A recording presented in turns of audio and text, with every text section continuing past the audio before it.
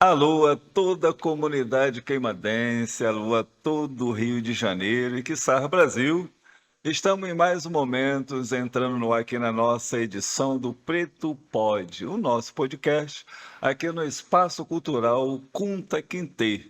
Em mais uma edição aqui com a nossa companheira, nossa amiga de todos os momentos, ela que é muito famosa dentro da sua trajetória profissional, e falar do currículo dela a gente vai ficar aqui um dia. Mas a nossa companheira Sandra Remídio é professora, escritora, conselheira do Conselho Municipal de Igualdade Racial do município de Queimado, faz parte do coletivo das Mulheres do Lê, coordenadora de Relações Étnico-Raciais da Secretaria de Educação do nosso município, também faz parte do coletivo de Revista África e Africanidade.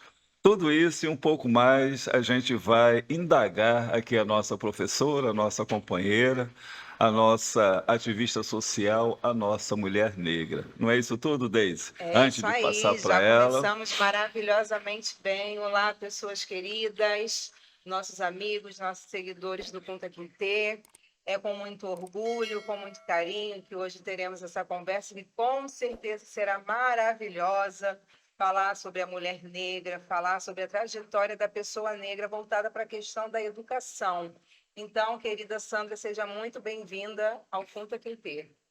Muito obrigada, me sinto honrada por vocês me convidarem por estar aqui.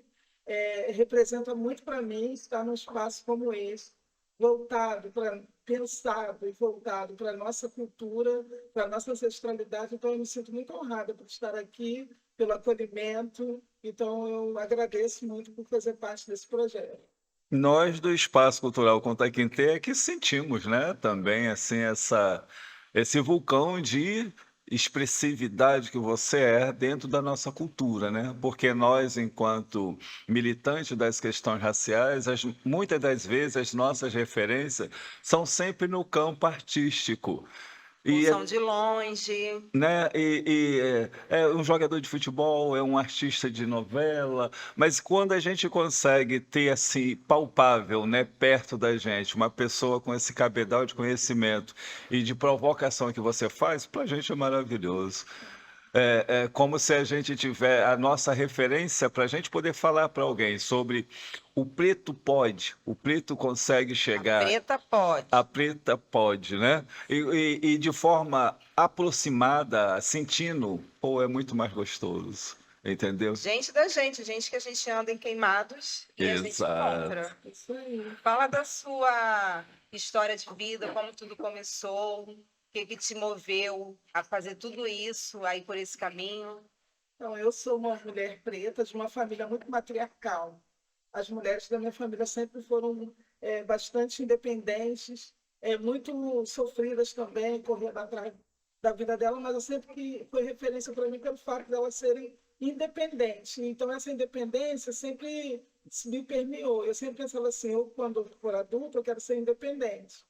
Fiquei no subemprego durante um bom tempo, trabalhei em várias funções, mas eu também nunca me senti satisfeita e nem achava que aquele ali seria meu único lugar, porque eu sempre acreditava que eu poderia ter uma vida melhor, uma oportunidade melhor, e também que eu poderia ser também referência para os da minha família, os menores. Então, eu fui doméstica durante um bom tempo, trabalhei em vendas, trabalhei em muitas coisas, e retomei meus estudos com 29 anos. Pô, legal. Com 29 anos, eu retomei meus estudos, me matriculei no CEP daqui do município, que eu me sinto também muito honrada por ter estudado lá, CEP 341, Instituto de Educação Vereador. Sem te cortar, ficou cortando, Educativa. você é formado em quê? Eu sou Sua formada em formação? pedagogia, você serviço social também, mas eu infelizmente não consegui concluir serviço social, mas eu concluí pedagogia Bacana. e serviço social virou minha faculdade do sonho que eu ainda penso em fazer. Com certeza, Não? certamente fará. Então, Certamente. E falar da Sandra Remídio, como é que eu falo? Como é que você se descreve? eu me descrevo como uma mulher preta, uma mulher muito lutadora, é uma mulher também de muita coragem, porque a gente fala de luta, muitas vezes a gente escuta falar assim, estou na luta, mas Quando eu penso sobre mim, eu penso assim, uma mulher de coragem, porque é preciso ter coragem para você recomeçar. Porque quando eu recomecei meus estudos, foi um desafio para mim, e eu ouvia de muitas pessoas dizendo que meu tempo já tinha passado, eu ouvia das pessoas que eu poderia até estudar, mas que dificilmente eu conseguiria me colocar no mercado de trabalho por conta de me formar com mais idade. Todas essas coisas que eu ouvi, eu sinto que a coragem me fez tapar os ouvidos. A coragem me tapou os ouvidos para as palavras negativas e que tiravam a minha coragem, que tentavam me desencorajar.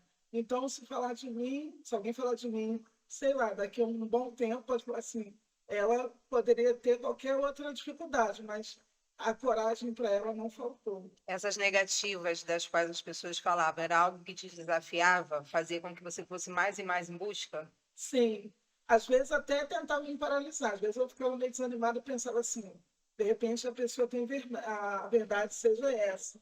Mas depois, dentro do meu coração, não, continua, vai e tenta. E as pessoas que me falavam para mim assim, e quando eu decidi fazer concurso público, as pessoas falavam comigo, sim, concurso público, já tem as pessoas definidas que vão entrar. Nem adianta você ficar estudando, não, porque só entra, como dizem, peixada, né? E eu mesmo assim eu decidi me debruçar, estudar para poder passar, né, no concurso, seja onde fosse, na época eu estava estudando, e ainda continuo, mas eu pensei assim, uma oportunidade, é como se eu olhasse para uma porta e acreditasse que aquela porta, uma hora, ela pode se abrir. E você é concursado em qual município? Eu sou concursada em Queimados, fui concursada em Nova Iguaçu também. Então você tem 2 concursos Dois públicos. concursos públicos, mas eu Interessante.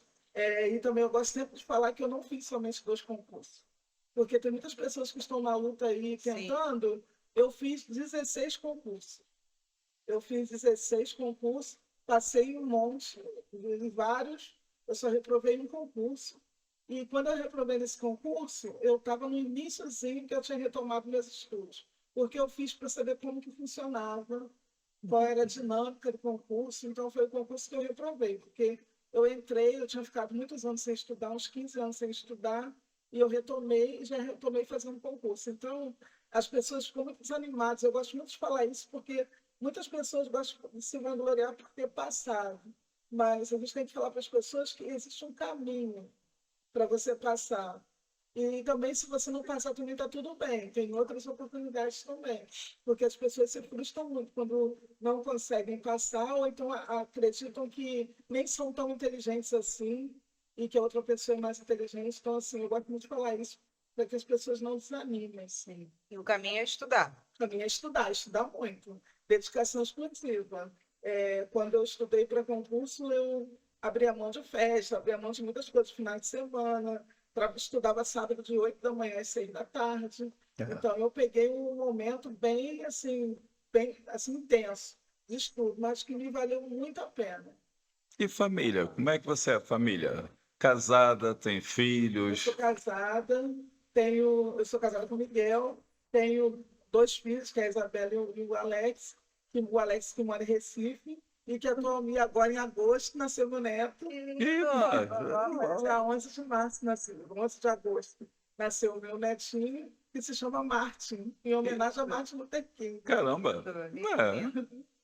É. E aí, é professora, escritora, como é que é a escritora nasceu, né? Professora, você já falou um pouco a trajetória, concurso, pai e bola. E a escritora, como é que surge a A escritora? escritora surge na pandemia. Porque na pandemia minhas emoções legal. ficaram muito afloradas. Mas eu já pensava, eu já escrevia há muitos anos, mas eu não publicava.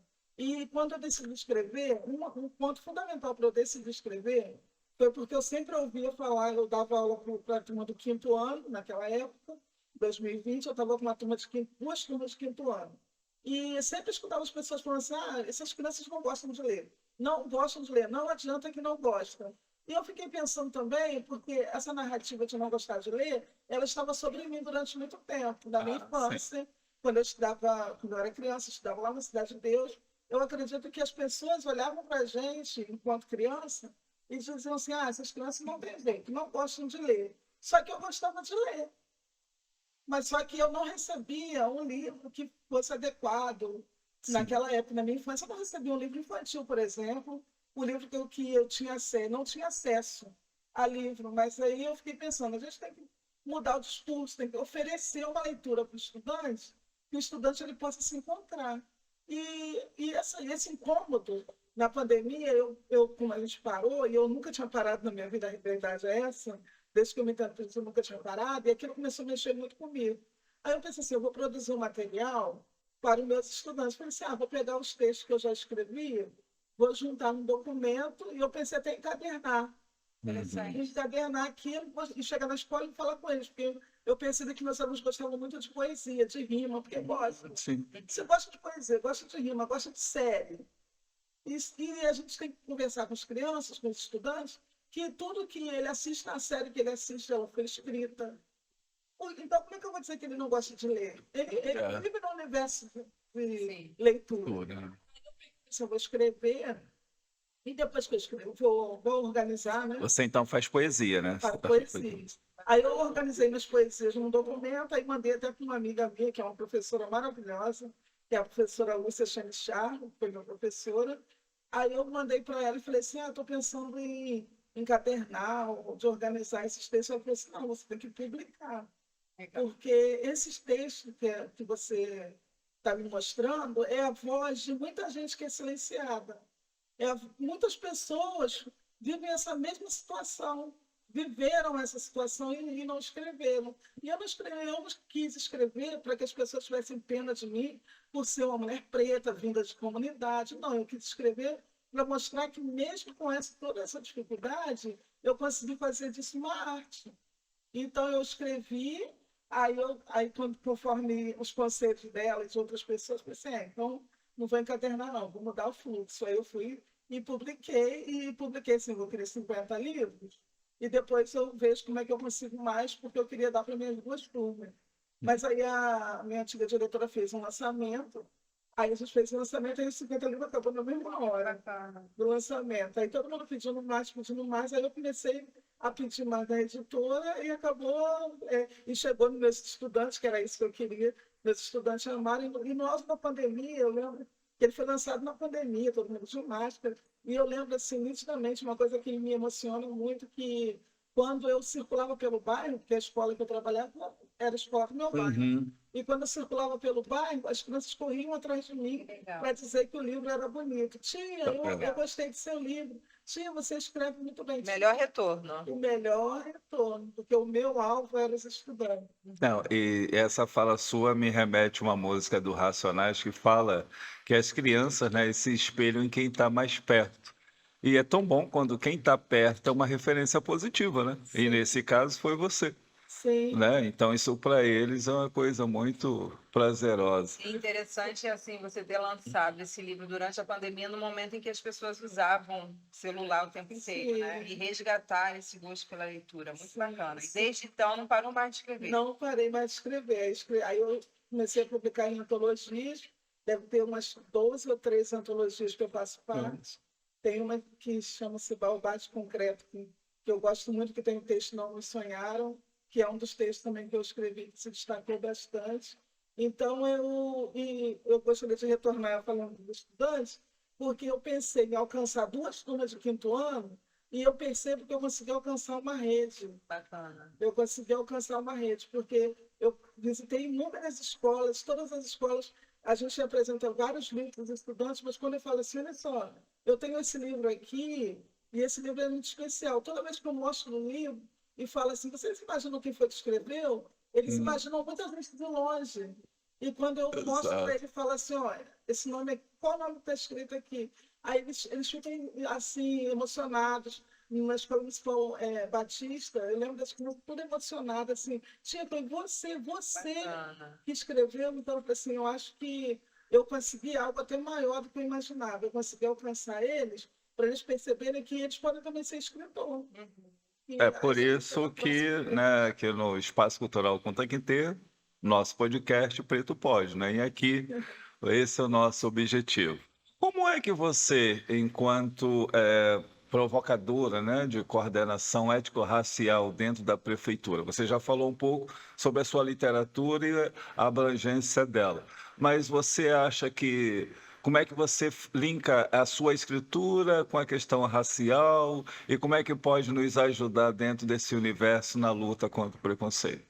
Então, o meu trabalho, eu coordeno o grupo de pesquisa na educação étnico-racial, que é o GPERC, e a gente tem encontros mensais, mas ultimamente, nesse último mês não teve, mas normalmente é encontro mensais, porque agora nós estamos organizando o seminário, que vai ser em novembro, que vai ser um encontro assim, bem bacana.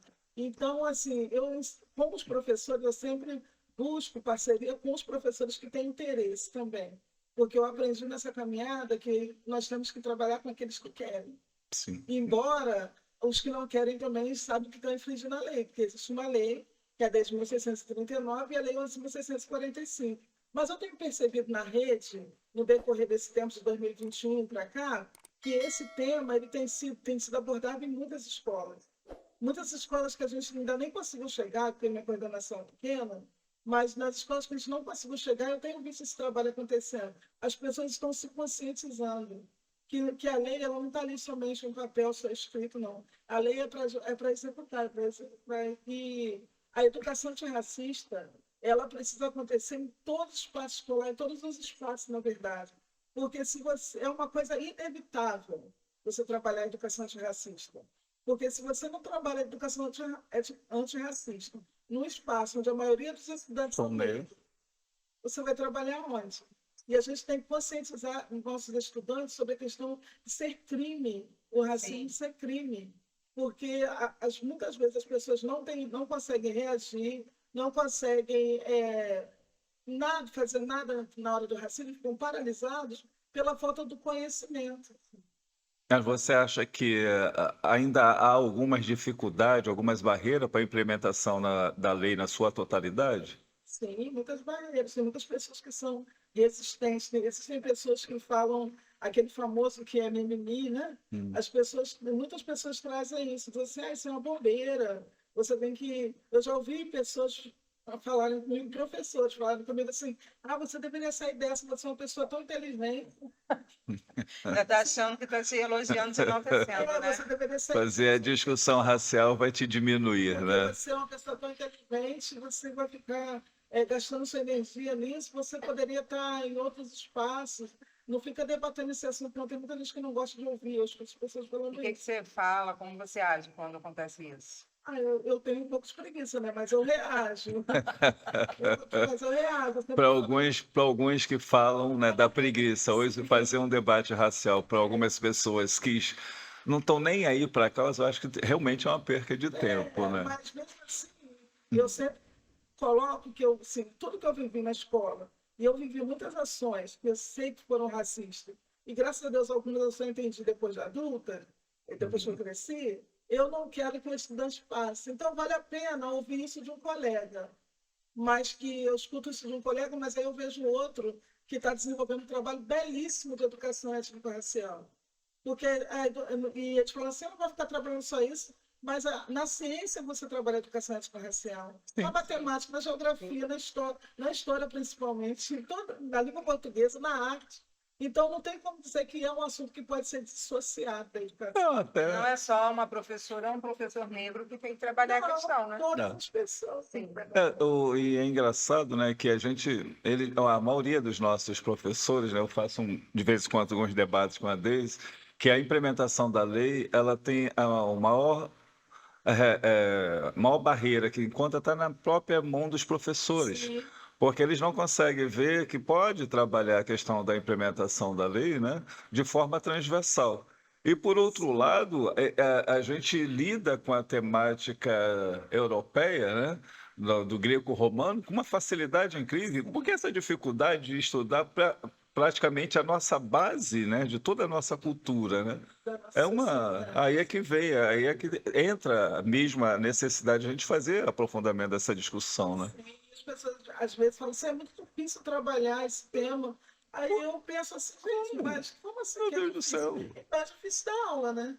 E a Sim, maioria dos sim. alunos que estão na Aí, escola pública são negros. Sim. sim, E a temática que eles mais se interessam, porque quando eu estava com essa turma de quinto ano que eu falei para vocês, eu lembro que eu convidei um amigo que foi aluno da escola e que na época ele tinha desenvolvido um trabalho na ONU.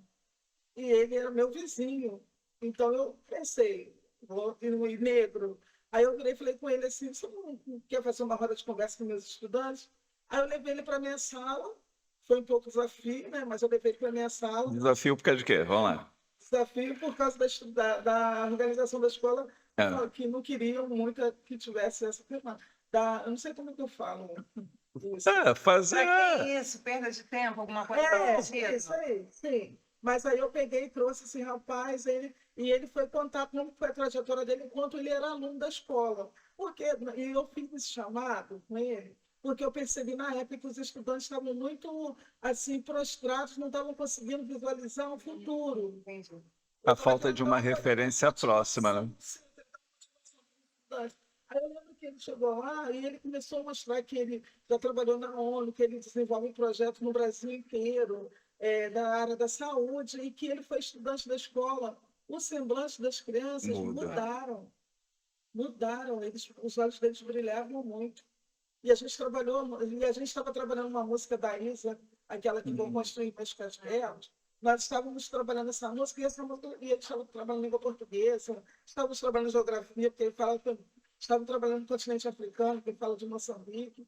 Então, eles estavam fazendo só um trabalho desse, e o final do trabalho foi a roda de conversa com esse rapaz, que é o Lázaro, né? Que é muito importante dar nomes, né? Sim. O Lázaro Silva, que ele desenvolveu um trabalho na UNAIDS, e ele fez esse trabalho brilhante lá como coordenador da UNAIDS em Brasília, e desenvolveu esse trabalho no Brasil inteiro. Então, quando ele chega lá na sala e conta isso para os estudantes ficavam perguntando depois para mim, tia, ele andou de avião? Tia, ele fez isso? Tia, ele fez aquilo?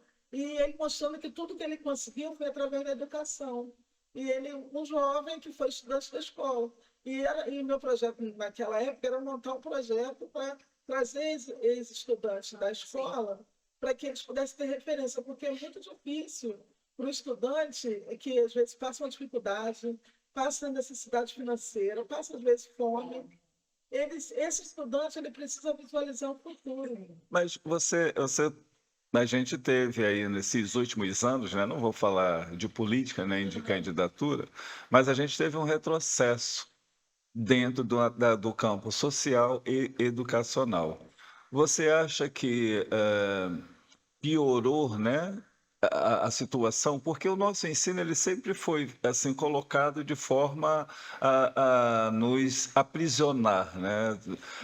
Aquele ensino libertador via Paulo Freire é difícil de ser implantado, né, quando lida com a nossa realidade. Não tem que aprender, mas eu aprender tocando naquilo que eu conheço, né? E tu acha que como é que a gente está hoje?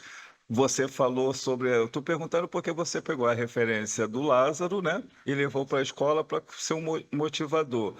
E aí o Lázaro foi embora. Você acha que esse trabalho que você está desenvolvendo na Secretaria de Educação está conseguindo também alcançar um número maior de jovens, também para ser motivador? Sim, então, depois que eu fiz esse trabalho com o Lázaro, depois que eu vim para a Secretaria de Educação, nós visitamos algumas escolas, fazendo uma roda de conversa com os estudantes, normalmente os pequenos, que é degustação literária, contação de história, com protagonismo negro, com a professora Jaqueline, os menores e os maiores, de 9º ano, eu sempre faço roda de conversa com eles e mostrando políticas públicas de acesso à escola técnica, políticas públicas de acesso à universidade, como ProUni, como cotas raciais, Legal, gostei. mostrando para eles que são esses caminhos que eles podem ter de acesso. E quando eu vou fazer essa roda de conversa, normalmente eu levo um ex-aluno da rede. Já levei uma menina a Neuza, que ela foi aluna também da Escola Municipal Tiradentes, nós levamos ela para a Escola Municipal Nelson Carneiro. Ela estuda matemática, está quase concluindo matemática na Rural. Nós estamos sempre fazendo um trabalho, trazendo essas pessoas que estudaram na rede para mostrar para eles que Eles podem. Que esses desafios, como dificuldade financeira, todas essas coisas, eles passam, mas aqueles estudantes que estão ali também passaram por isso, mas eles estão rompendo essa barreira. Porque também não é fácil você chegar para o estudante e falar, Não, se você quiser, você consegue. É. Se a criança está com fome, não é fácil falar isso. Se a criança sofre violência, a família se vive em situação de violência. Então, é muito difícil a gente falar isso, se quiser, pode. Não, mas se quiser. Mas eu percebo que você é uma pessoa muito sensível e suave. Sim. E aí tem momentos que precisa ser mais enérgica. Como é que você consegue? Como é que é isso? É um momento que diz? Já teve alguma situação muito assim, que depois você falou, gente, nem parecia eu. Sim, então, assim, muitas pessoas pensam isso, mas eu sei ser muito precisa com a minha fala. E eu, um dia desse, estava vendo uma palestra de um escritor muito famoso, o Júlio Emílio Braz, ele falou assim, vocês tomem muito cuidado com os escritores. Tomem muito cuidado com os escritores, porque mesmo que ele tenha uma alma leve, que ele tenha, mas ele é muito observador e ele é crítico, e ele sabe ser crítico, e ele é cirúrgico na fala. Ele é cirúrgico na fala. Então, eu acredito que o meu jeito leve, meu temperamento sempre foi tranquilo, muito tranquilo. Mas, mesmo com esse temperamento, eu sei ser enérgico quando eu falo. Também vamos, né, enérgica com a fala, muito tranquila. Como ser uma mulher negra, batalhadora, galgando todos os espaços que você está conseguindo, só sendo sensível? Tem que ter coragem, tem que ter muita coragem. A minha avó, ela tem 102 anos. Estava até final de semana lá em Araruama, onde eu moro. E a minha avó, aí eu sempre escuto as pessoas falando assim, tua avó era muito braba, era muito braba. Aí quando eu gosto de escutar isso, aí as pessoas pensam, aí eu sorri quando a pessoa fala isso. Aí a pessoa gosta, eu falei assim, eu gosto dela ser braba, porque como que uma mulher que nasceu em 1921, ela ia sobreviver sendo boba? Ela tinha que ser brava, e ela só sobreviveu porque ela foi brava. Então, eu gosto de ouvir que ela foi brava. Mas eu também tenho a questão que a parte social vai mudando. As pessoas, antes, no passado, ganhavam as coisas na violência. Né? Não era assim, conquistavam na violência, na força. Mas também, hoje em dia, nós conseguimos o intelecto. Sim. Nós conseguimos Conhecimento. no conhecimento. Porque as pessoas jamais vão poder dizer que você não pode estar no espaço se você está naquele espaço porque você estudou. Sim. Porque muitas vezes, eu estou falando isso porque o meu filho, ele ficou com cargo de chefia. E eu percebia que ele sempre foi muito, teve postura, mas ele tinha preocupação das pessoas não Aceitar. aceitarem. Não E é um aceitarem. fato, né? E é um fato. Que a gente também mesmo, a educação, vai provocar alguns acessos, né? Sim. Ou nem, eu não digo nem acesso, mas vai te provocar estar em condições de ocupar alguns acessos. Mas até para você acessar aqueles espaços, vão duvidar de você o tempo todo, Sim, de duvidava. Então, entendeu? mas também tem algo que eu também sempre ensinei para ele, que eu sempre trago para a minha vida, que nós somos que nem o rio, né? A Ah, gente vai encontrando fechou o nosso aqui. caminho. A gente vai encontrando o nosso caminho. Tem uma pedra aqui, tem outra ali, mas a gente vai encontrando o nosso caminho. E tem que ter sabedoria e uma coisa que nunca pode nos faltar, nunca, é a humildade. É a humildade, porque você, tendo humildade, você vai reconhecer quando você também errou, Sim. e você também vai ter É. humildade para aprender, porque mesmo se você for chefe, mesmo se você for pós-doutor, você Você tem algo tem. para aprender. Com certeza. Você Sempre a tem gente algo para aprende. aprender. Então, Na vida é um eterno isso. aprendizado. A humildade, ela te dá esse espaço de aprendizado. Porque muitas pessoas acham assim, tipo, eu vou aprender se eu já faço isso há tantos anos. Não, eu sempre voltei. E eu sempre tive uma preocupação em sala de aula de não ser uma professora engessada, de ficar pegando aquele mesmo plano de aula do ano passado. Eu sempre gostei de ter novidade, de trazer coisas novas. E isso Deise, olha, tá fazendo crítica que tem alguns colegas que fazem isso, hein? eu tinha medo de me tornar uma pessoa engessada. Porque eu acho que isso seria pior, não seria ruim para os estudantes, mas seria, acho que, pior para mim, de não me renovar, de não trazer uma prática nova, de trazer uma leitura nova, e isso, assim, e eu penso que isso não é só para a sala de aula, isso é para a vida, Pra né? vida, né? Uma Pra você educação não ser continuada, engessado, né? você está aberto a aprender. Não, você também faz parte do Conselho Municipal de Igualdade Racial. E aí, dá para ver como é que se Organiza a clone, vida. é um clone que eu vou ser sincero, Mas não ela estava em consegui. Araruama, então ela consegue, tá? Como é que é? Ah, tá. Então, Como que Concília, nós Não. somos mulheres. É isso aí. Mulher, a resposta é essa, somos mulheres. Mulher, ela bota a roupa na máquina, cuida da criança, ela tem o celular ao mesmo tempo. Eu não E eu acho que consigo. assim, quando a pessoa faz algo que gosta, o cansaço é diferente de uma Sim. queixa, Isso mesmo. né? Você dorme, você acorda, você fala assim, amanhã é um novo dia. A Sim. fé também é importante, que você é uma Sim, mulher de sou, fé, sim. né? Então acho que é todo um conjunto. Você é evangélica? Eu sou da Igreja Batista do Bairro Inconfidência, eu agradeço muito o espaço da Igreja Batista, porque eu acho que não, tenho certeza, que eu me formei professora primeiro lá, para depois fora. Porque legal. quando eu tinha 27 anos, 27 ou 28 anos, eu estava na Igreja Batista, comecei a frequentar e me convidaram para dar aula para as crianças. E algumas adolescentes falavam comigo assim, você tem muita cara de professora. Hum. E aquilo mexeu comigo profundamente, porque era meu sonho de De infância. repente foi até um Legal. motivador, né? E eu estava aí, e no momento eu trabalhava em casa de família, mas eu sempre tinha um sonho de ser professora. Mas o que aconteceu nesse percurso? Eu tive que parar de estudar cedo, porque eu sou a irmã mais velha de 5 irmãos. Eu sei o que é isso. Aí Foi eu de 7. Ai, 5 irmãos. Então eu tinha que ajudar, não poderia ser mais uma despesa. Eu tinha que ser uma contribuição. Então eu larguei os estudos, fui ajudar, e depois tive filho e parei. Mas quando eu ouvi isso na igreja, aquilo já mexeu comigo. Aí uma amiga me convidou para a formatura dela no CEP 341. É muito Aí, bonita aquela formatura. Aí quando eu cheguei lá na formatura, eu pensei de uma coisa. É isso que eu quero. Eu quero essa formatura para mim. Eu quero isso. E aí, e a Sandra Remídio já atingiu o seu patamar de sonho, de desejo? Como é que é isso? Eu quero fazer mestrado, estou tentando me organizar, porque eu quero fazer uma pesquisa, desenvolver uma pesquisa sobre os meus ancestrais. Legal. Mas são ancestrais que vivem em Airões, que é o lugar que eu morei quando era criança. De onde é a minha? Zona da Mata Mineira, mas Bacana. é a roça da roça. Legal. É um cantinho bem de Minas que os meus familiares eles fazem uma festa lá em outubro chamado Congado de Airões. Congada. Que eles que são responsáveis pela organização da festa. E eu fico pensando, e é uma festa que tem tradição de 150 anos. E eu fico pensando que eu quero fazer um registro.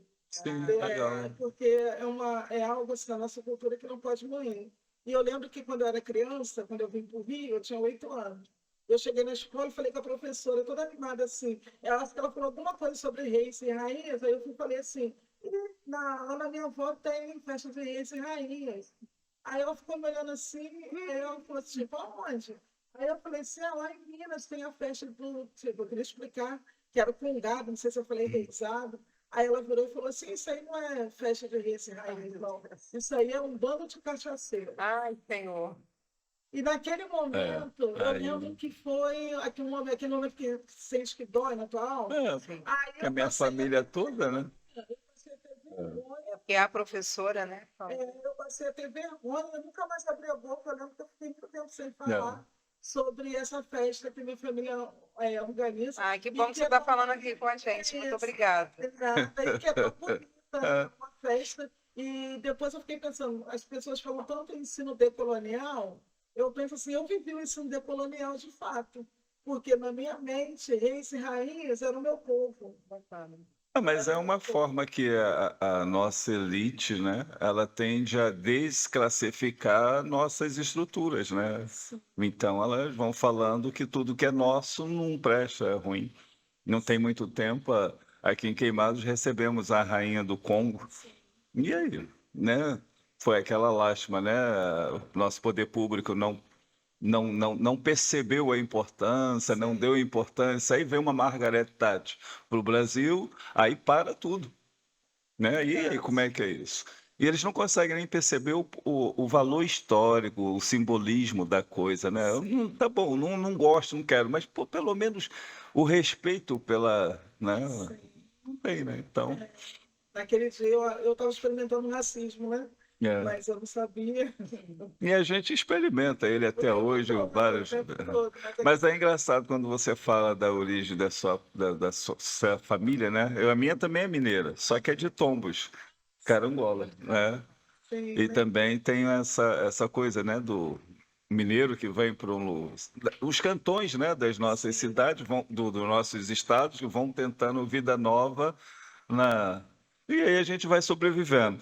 Mas você também, como eu tinha falado sobre a questão da Coordenadoria de Igualdade Racial, você também enfrenta várias questões de cunho racista no seu dia a dia e tal, e você vai, dentro das suas atividades, já vai demonstrando que você vai para o enfrentamento. E esse enfrentamento, você acha que a gente, enquanto militante do movimento negro, porque o Espaço Cultural Kunta Kinte, ele faz as suas atividades sociais, né? Tem as terapias sociais. A gente mesmo está com um seminário para ser realizado no final do ano, no final desse mês. Mas como é que você vê? Com seu olhar crítico de escritora, o que nós, militantes, precisamos aprimorar, fazer algo para poder atingir mais as pessoas que ainda têm de um milímetro de falar sobre a questão racial? Sim, então, eu acredito que o Conselho ele já está fazendo um papel bem bacana para a divulgação e também para acabar, né, para tentar diminuir, eu acho, a questão do preconceito. Mas, assim, eu acredito que nós devemos, todas as vezes, nós devemos nos posicionar. Eu acho que é algo que não é o que falta, mas é algo que deve ser frequente, a gente tem que se posicionar. E eu digo assim, nós, enquanto conselho, temos que nos posicionar, porque se a gente passa uma situação que a gente reconhece que é racismo, se a gente vê uma situação que a gente reconhece que é racismo, e se a gente preferir o silêncio, a gente está cooperando, né? Para que aconteça cada vez mais. Então, e a questão de se posicionar é aquilo que eu falei antes. A nossa fala, muitas vezes, ela não precisa ser grossa, ela precisa ser cirúrgica. É. Ela precisa ser cirúrgica, porque para tocar. E outra também questão é que numa escola, vou falar sobre um convite que eu recebi numa escola particular para estar falando sobre relações étnico-raciais, sobre o livro com protagonismo negro. Uma professora de uma escola particular me convidou e eu fui. Peguei meus livros infantis, de adolescente, e levei para poder mostrar para os professores também. Era para falar para os professores? Para falar para os estudantes, Ah, mas eu estudantes. levei para expor, para os Expor. professores poderem ver que existem muitos livros com a temática e que se dá para trabalhar todos os Isso. assuntos com os estudantes, com protagonismo negro. Então, quando eu levei esse livro, quando eu fui fazer a ação, eu fui chamada numa sala e as pessoas me perguntaram, coordenação da escola me perguntou assim, você é de religião de matriz africana? Tá com Começaram a me cabelo fazer um monte de perguntas. que não Estereótipo, tinha né? nada a Negra, ver com a trança. questão. Você foi para lá enquanto escritora, mas o seu biotipo, eles. Eu fui chamada para ter essa conversa e eu vi e eles me falaram assim, ó, não pode falar nada sobre religião de matriz africana. Não pode falar nada Eles te acessaram pelo viés do escritor ou pelo viés do copy? de escritora. Não pode falar nada sobre LGBTQIA+. Caramba. Aí eu fui recebendo aquelas informações, minha vontade era de voltar, mas eu assumi o compromisso com uma professora. Por que eu estou falando isso? Porque às vezes a gente se posiciona, e eu não me posicionei porque eu pensei, eu não vou prejudicar a professora que me convidou. Eu vou fazer o trabalho. E vou atender todas as demandas que eles estão me pedindo, que eu já ia atender. Só que eu fiquei surpresa, né? E quando eu faço a roda de conversa com os estudantes, as primeiras perguntas das crianças tinham a ver com LGBTQIA+. Foi a criança que perguntou.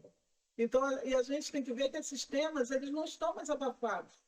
Nunca estiveram, né? Mas já tentaram. Hoje em dia ele está explícito. Mas já eles estão sendo abafados por algumas, talvez, ideologias religiosas, dogmas religiosos, que aí vão para. Isso é dentro do que eu vejo um pouquinho. Sim. São pessoas de religiões mais conservadoras e que exercem algum poder em algumas instâncias, né? Sim.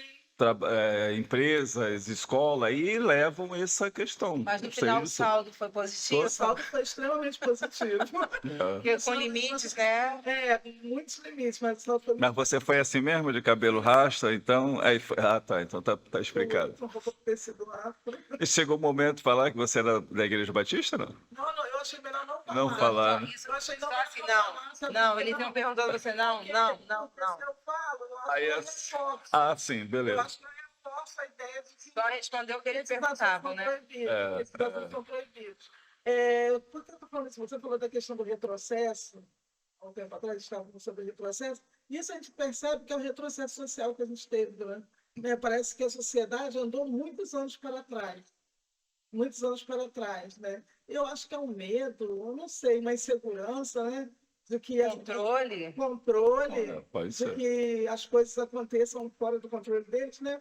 Mas só que a vida não é controlável, Não. né? Não é E controlável. as informações estão aí a todo Sim, tempo. o tempo todo. Então, E tem alguns estudantes, né, que eu digo, estudante que estuda esse tempo todo, pesquisadores que falam um pouco sobre a questão da igualdade de oportunidade. Então, se o negro se empodera através da educação, ele vai tirar automaticamente um espaço do branco lá na frente. Então, quando a gente faz essa discussão racial, a gente começa a ampliar o nosso leque de entendimento e oportunidade para uma ocupação. sim, Então, se eles não querem falar ou não querem botar na mesa a questão racial, é porque eles não querem perder os privilégios, né? Porque hoje falar em negro, discussão racial é falar do privilégio branco. Quando a gente debate a cota, e aí, como é que é a cota? A cota vai interferir aonde? Lá na ponta.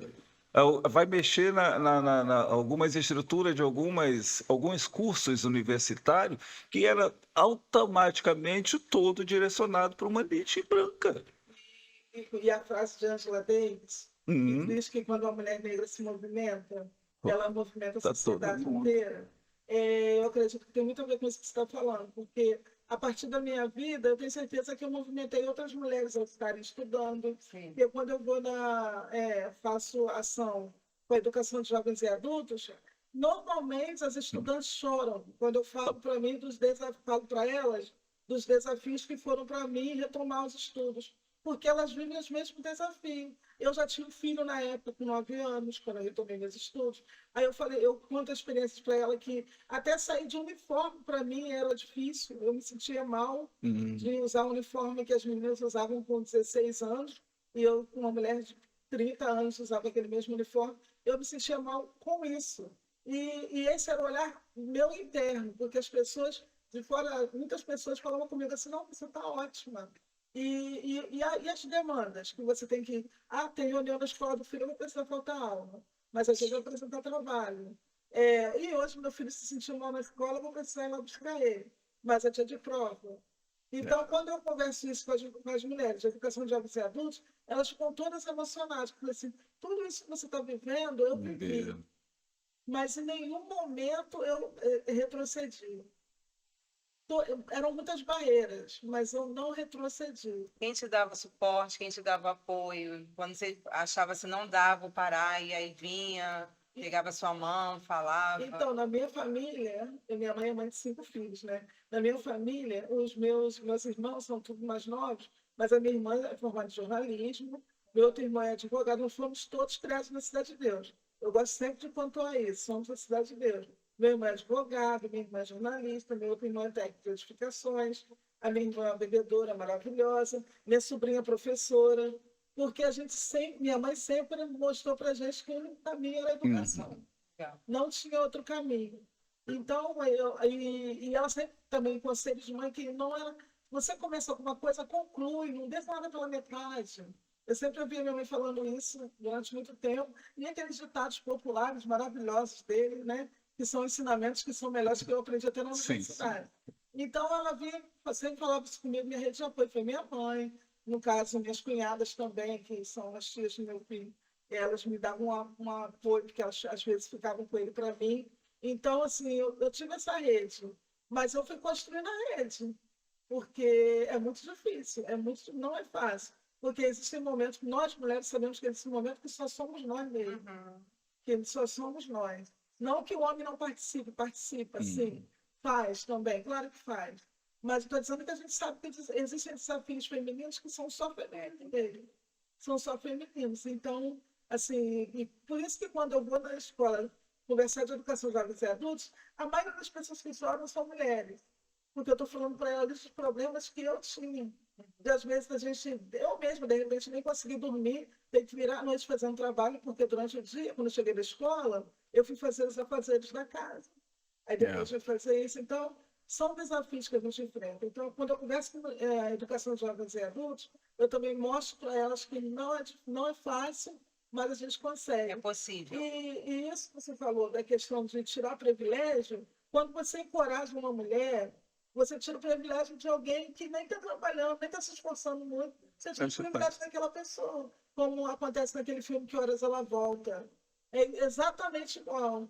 A filha da empregada vai passar para a universidade. o A patrão. moça que foi patroa da minha mãe, que hoje é idosa, eu não trabalho para ela, e nem minha filha vai trabalhar para a filha Exato. dela.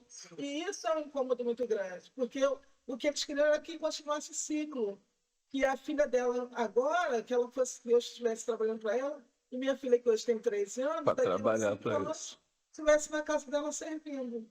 Só que a gente virou esse ciclo. Bom, E muita gente está quebrando esse ciclo. Muita gente, não somente pelo meu papel, pelo seu papel também.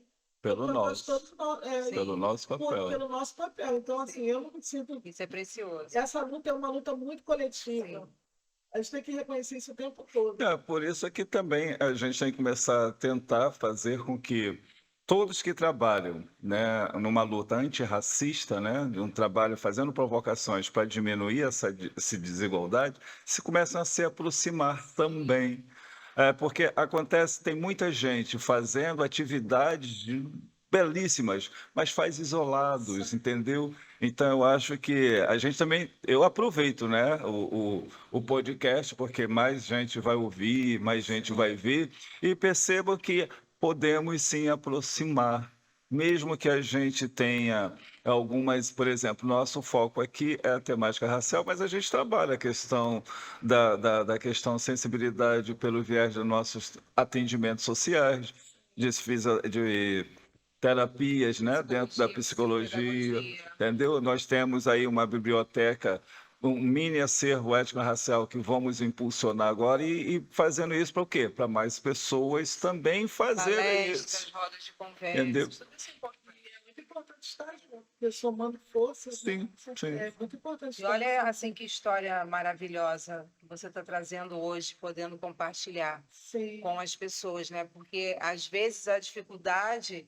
em algum momento, parece que tudo acontece e a pessoa acha que ela não vai conseguir, mas consegue. E ela acha que é só com ela, E né? não é exatamente Isso é isso. muito importante, a gente É, frisar que não é só com ela. isso aí. Eu sempre tive muito, assim, eu nunca gostei daquele discurso da pessoa assim, eu consegui, eu fui lá, fiz a prova, foi fácil, eu passei e foi rápido. É, Então, você tem que falar para as pessoas que tem um processo, porque isso aí é que mostra que você é sensível também e Isso, você consegue ter empatia pelo outro. isso aí. Porque muitas vezes eu passava de ouvir falar isso, assim, não, estudei, nem estudei, fui lá e passei. sim. Não, fala que você estudou o dia inteiro, fala que você também você se entristeceu, Sim. você achou que não ia passar, você foi achando que não ia passar, porque são sentimentos que tomam conta da gente, porque sempre prova não é só prova.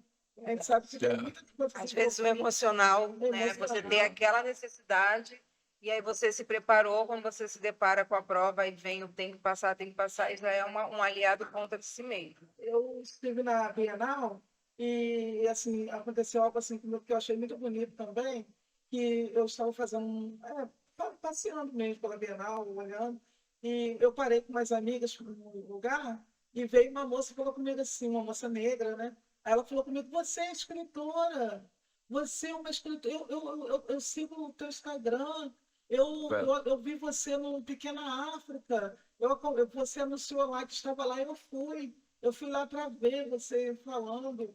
Aí ela falou aquilo, eu fiquei meio assim chocada, né?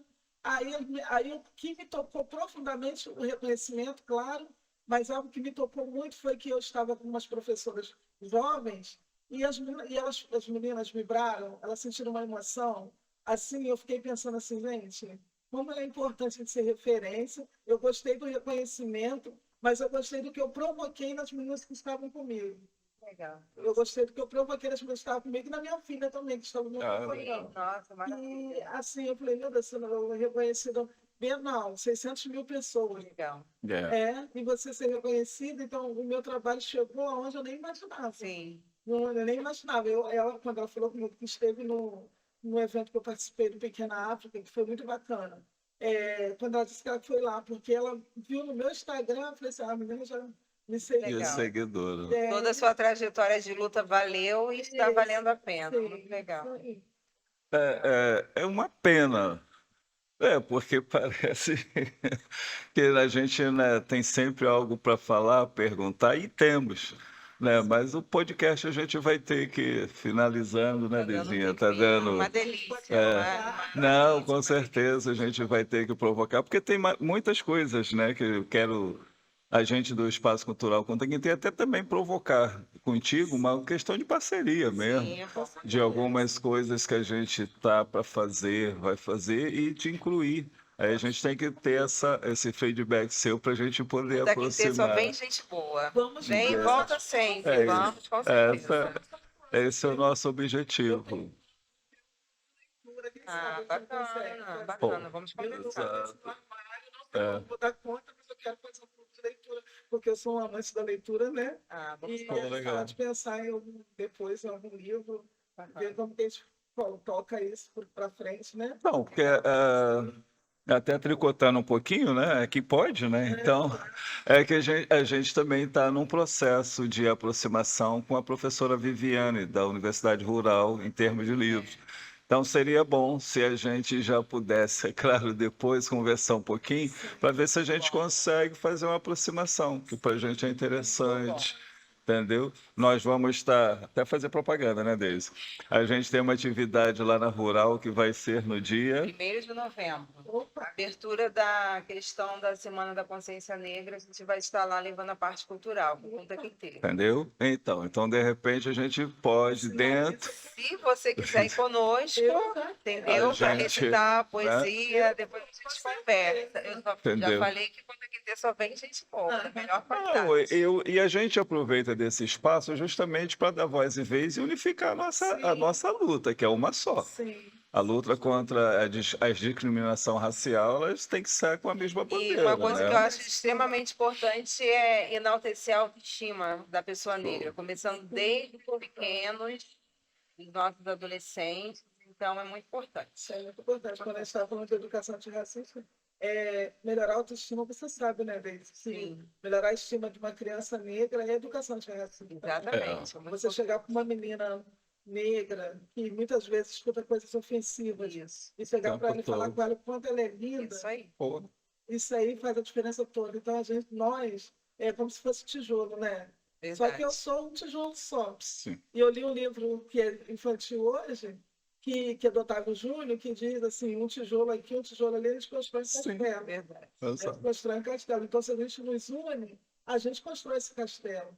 E que vão morar os nossos netos, bisnetos, Isso aí. nossos próximos. Então, nesse momento, a gente vai já aproveitando para dar nossas considerações finais e a gente pede a nossa convidada aqui para fazer das últimas saudações aqui para a gente finalizar o nosso podcast de hoje. Lembrando a todos que todo sábado nós estamos aí com uma personalidade da nossa cultura, uma personalidade da nossa, né, da nosso campo de luta contra o racismo que a gente tem aí.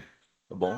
Eu quero agradecer estar aqui e eu quero falar Isso aí. também da importância de uma escritora negra, que quando uma mulher preta ou um homem preto escreve, ele desestrutura toda a sociedade, ele mexe com a estrutura da sociedade, porque tudo que nos foi contado no passado, a gente pode mostrar que a nossa história foi apagada, mas a nossa história é bonita. Então, quando a gente mostra nossa intelectualidade, a gente mexe com essa estrutura social, que diz estereótipos sobre preto, que diz que tem narrativas erradas sobre preto. Então, eu sou muito grata de estar aqui, mostrando para as pessoas que tem escritoras negras, tem professores negros, que nós não estamos na luta sozinhos, nós estamos unindo forças. E quando a gente une forças, a gente traz mais pessoas para que possam sonhar junto. Isso aí. E aí, Dezinho? Muito obrigada, Sandra, pelo seu carinho, pela sua paciência, por estar conosco, por estar colaborando com tantas coisas boas que você trouxe, por ser uma referência e por ser de Queimados. Isso é extremamente importante por estar na educação. Parabéns por tudo que você tem feito. Volte sempre. Então, estamos finalizando mais um episódio aqui no Espaço Cultural Conta Quem Ter, no nosso podcast, O Preto Preto Pode. pode. E até sábado que vem. Até. Bem legal, legal, legal.